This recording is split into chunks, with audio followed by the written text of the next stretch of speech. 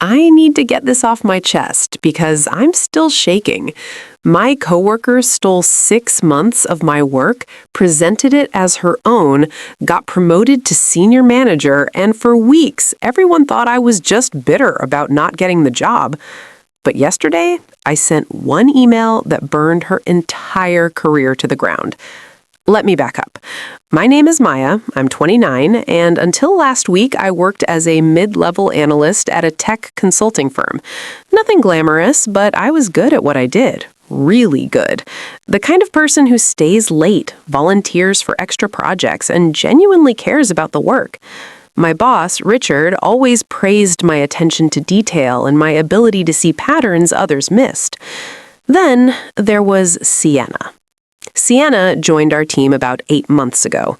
She was 32, effortlessly charming, and had this way of making everyone feel like they were the most important person in the room. Within weeks, she was having lunch with senior management. Within a month, she was Richard's favorite. I didn't think much of it at first. Some people are just naturally good at office politics. But then I started noticing things. Small things at first. I'd mention an idea in a team meeting, and 2 days later, Sienna would present a polished version of it to Richard, acting like it was her brilliant insight. I'd draft an email with specific recommendations, and she'd forward it to leadership with minor tweaks, her name in bold at the top. I told myself I was being paranoid. Maybe great minds just think alike. Maybe I was threatened by her confidence. But deep down, I knew something was wrong. The real problem started 6 months ago when Richard announced that one of us would be promoted to senior manager, a position that came with a $30,000 raise, a corner office, and direct access to the executive team.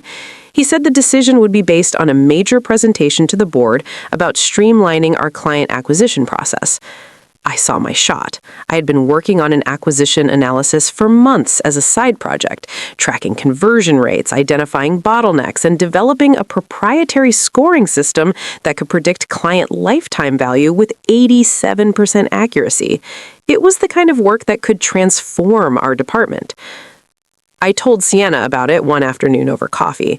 She seemed genuinely interested, asked great questions, and even offered to help with the data visualization. I was thrilled. Finally, someone who appreciated the work I was doing. That was my first mistake. Over the next few months, I shared everything with her. My research notes, my Excel models, my draft slides. She'd give me feedback, suggest improvements, and I actually thought we were becoming friends. We'd stay late together, order takeout, and talk about our career goals. She even told me about her struggle with imposter syndrome, how she always felt like she didn't deserve her success. And I felt sorry for her. God, I was so stupid. 3 weeks before the board presentation, Richard called me into his office. He looked uncomfortable, which was unusual for him. He said that after careful consideration, he'd decided Sienna should give the presentation instead of me. I felt like I'd been punched in the stomach. Why? I managed to ask. He sighed. Look, Maya, you're a great analyst, but Sienna has a vision for this project that's more strategic, more executive-level thinking. You're detail-oriented, which is valuable, but we need someone who can see the bigger picture. I wanted to scream that it was my project, my vision, my 6 months of work. But I just nodded and walked out. That afternoon, I cried in a bathroom for 20 minutes. The presentation happened last Tuesday. I wasn't even invited to attend. Apparently, only key stakeholders were included, but I heard about it from everyone. Sienna was brilliant, confident, articulate. She presented my acquisition scoring system, my conversion analysis, my data visualizations, and the board loved it. By Thursday, the promotion was official. Sienna was now senior manager. There was a department-wide email with Richard congratulating her on her groundbreaking work and innovative approach to client acquisition. I felt sick. But what could I do? I had no proof. Sure, I had my research notes and draft slides, but Sienna had been clever. She'd made enough small changes that it would look like we'd collaborated. If I complained, I'd just seem like a jealous coworker who couldn't handle someone else's success. That night, I went home, poured myself a very large glass of wine, and opened my laptop to start updating my resume.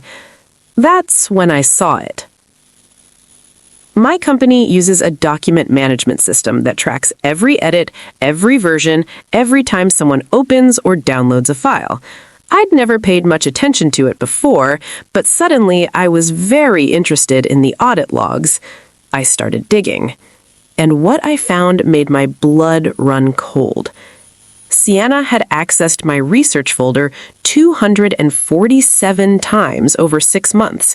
She'd downloaded every single one of my Excel models, every draft presentation, every analysis document. The timestamps showed her opening my files late at night, on weekends, during times when she claimed to be working on her own research. But here's the smoking gun.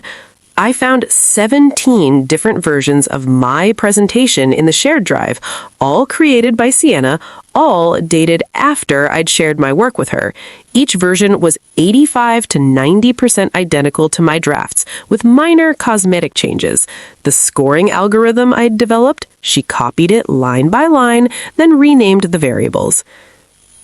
I spent the entire weekend building a case. I created a detailed timeline showing when I created each document versus when Sienna accessed and copied it.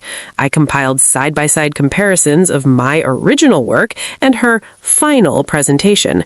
I compiled emails where I'd explicitly told her about my ideas, followed by meetings where she'd presented those same ideas as her own to Richard.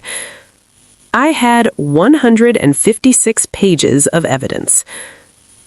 Monday morning, I didn't go to Richard, I didn't go to HR, I went straight to the CEO.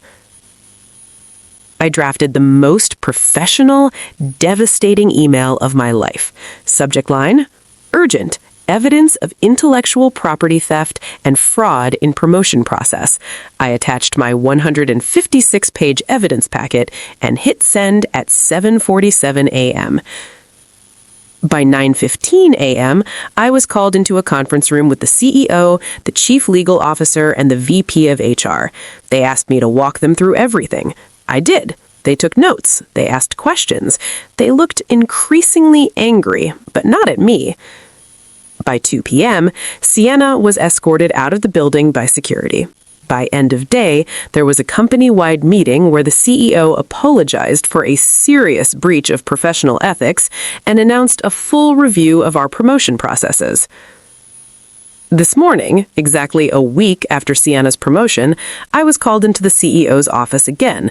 This time, he offered me the senior manager position, along with a formal apology, a $40K raise instead of $30, and a guarantee that both Sienna and Richard would never work in this industry again.